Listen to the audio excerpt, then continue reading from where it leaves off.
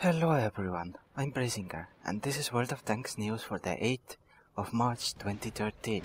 Coming up in the show today, World of Tanks 8.4 released, community meetup in Bournemouth, and some World of Warplanes news including the A7M.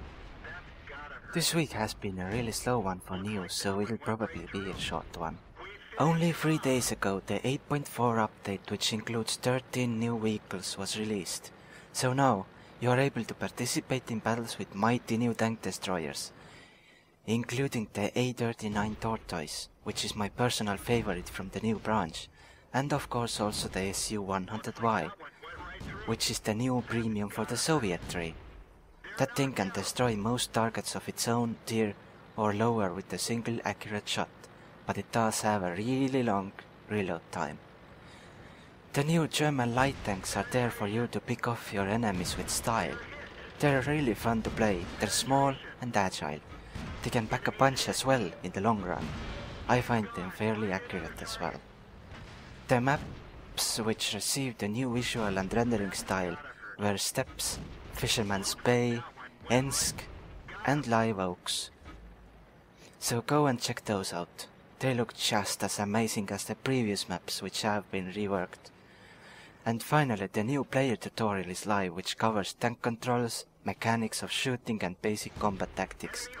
This should hopefully up the average skill level of players in the game, or at least stop people from just camping when it's not necessary, or when driving vehicles which aren't designed for that.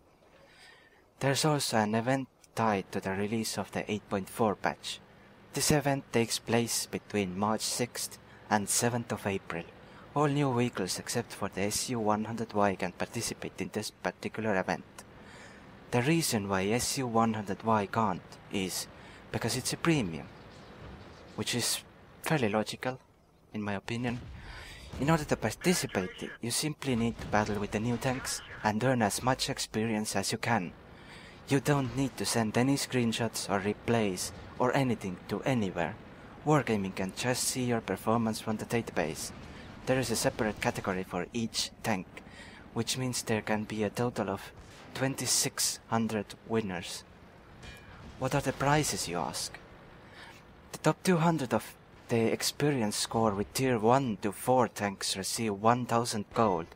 Top 200 with the tier 5 to 8 tanks receive 2500 gold, and the top 200 with the tier 9 and 10 tanks receive 5000 gold, or 5000 gold. On top of that, the first place of each category gets a tier 8 type 59 and a garage slot. The second place of each category receives the tier 7 type 62 light tank and a garage slot. And finally, the third place of each category gets 1 month of premium time. The battle results will not count bonuses like premium account, double experience for the first victory of the day, or any other multipliers. Also, only random battles will count. And for those who already have the Type 59 or Type 62 and are worried about what they can get, well, you get a compensation for that particular tank as big as the tank's cost. For the Type 59 you get 7500 gold, and for the Type 62 you get 4800 gold. Good luck to everyone participating. Next up, community meeting in Bournemouth. Wargaming announced that there's a meetup event going on from March 29th, 5 PM until 9 PM GMT. So if you live in the Bovington or Bournemouth area, like World of Tanks, and have some free time, then don't hesitate and go and say hello. The event will take place in the bar The Goat and Tricycle. It's your chance to ask questions about the game directly from the employees of Wargaming itself. And finally, some World of Warplanes news. This is another game published by Wargaming. This will be a long one. Another history spotlight was added to World of Warplanes, which takes a look at the A7M, which was designed to be the successor to the phenomenally successful Zero. The 86M0 had been an incredibly successful plane for the Japanese. During the early 1940s, it was considered to be the pinnacle of worldwide aircraft design. The light plane was fast and incredibly maneuverable. presenting a huge problem for the Allies who were just unable to keep up with it. Over 10,000 Zeros were built, and for several years they dominated the skies. In 1941, they led the Japanese attack on Pearl Harbor. The only way the Allies could cope was to develop new tactics to ensnare the Zeros with multiple planes. However, the advantage of the Zero couldn't last forever. The Allies soon began to develop new planes and ways to counter the deadly aircraft, and as the war drew on, the Zero was starting to look well past its time. The lack of armor protection for the pilot and the limited firepower were considered to be the main problems. Meanwhile, the new F-6F Hellcats, F-4U, Corsairs, P-51 Mustangs and other notable aircraft were starting to appear, and were presenting a genuine threat to the Japanese. The Japanese were keen to maintain their advantage, so they wanted to develop a successor to the Zero. They wanted a carrier-based fighter capable of achieving speeds of 640 km per hour with a combination of cannons and guns for the armament. It also had to have super maneuverability of the A6M0.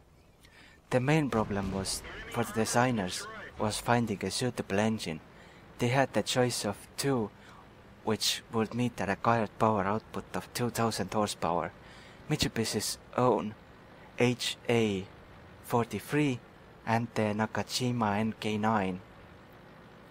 In the end, they decided to use the Nakajima NK9. However, sadly this engine didn't have enough power, and therefore the project was cancelled. But Mitsubishi's chief engineer, Hiro Horikoshi, didn't give up. Mitsubishi decided to keep working on the plane. This time they fitted it with the previously rejected HA-43 engine. The new version was designated as the A7M2. The results were very successful.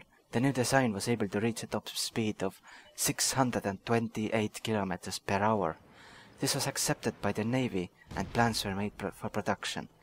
With the production lines all retooled and ready for extensive manufacture, what could possibly go wrong? At least one thing could. A large earthquake struck the Nagoya region on 7th of December 1944. This event began to be known as Tonankai Hishin, heavily damaging the factories of both Nakajima and Mitsubishi. 200 people were killed in the factories alone, including 64 student volunteers. The disaster was covered up by the Japanese authorities in an attempt to keep it secret from the US and their allies. However, the news could not stay secret for long. This event, combined with Allied bombings and looming defeat in the war, was the death knell for aircraft design and manufacture in Japan, and the industry never recovered. As for the A7M, no more were ever built. The 8 prototypes were the only ones left to show for the project, and they never saw action. However, I'm sure that they will in the game. In World of Warplanes, this particular aircraft is a Tier 6 carrier-based warplane in the Japanese tech tree.